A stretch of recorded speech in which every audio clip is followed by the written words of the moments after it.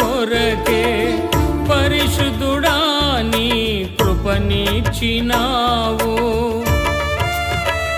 యోనా దీని చూచి బహు చింతాక్రాంతుడై కోపగించుకుని, యెహోవా, నేను నా దేశమందుండగా ఇట్లు జరుగునని నేను అనుకుంటిని గదా, అందువలననే నీవు కటాక్షమును జాలియును బహుశాంతమును అత్యంత కృపయు గల దేవుడవయ్యుండి పశ్చాత్తాపపడి కీడు చేయక మానుదువని నేను తెలుసుకొని దానికి ముందుగానే తర్షీషునకు పారిపోతిని.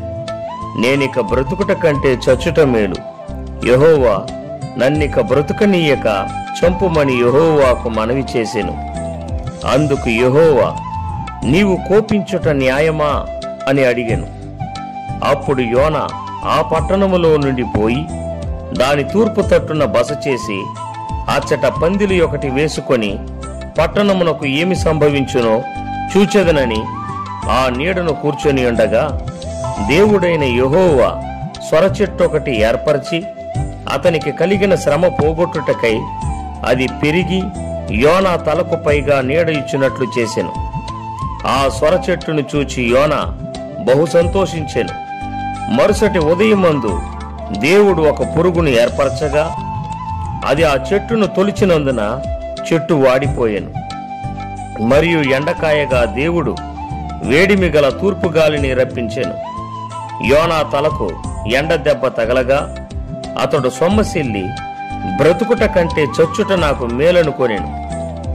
అప్పుడు దేవుడు, ఈ స్వరచెట్టును గురించి నీవు కోపించుట న్యాయమా అని యోనాను అడుగగా, యోనా ప్రాణము పోవునంతగా కోపించుట న్యాయమే అనెను.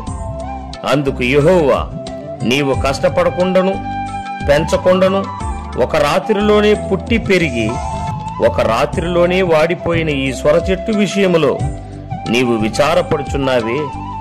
అయితే 120,000 కంటే ఎక్కువై కుడి ఎడమలు ఎరుగని జనమును బహు పశువులను గల నినివే మహాపురము విషయములో నేను విచారపడవద్దా అని యోనాతో సెలవిచ్చాను.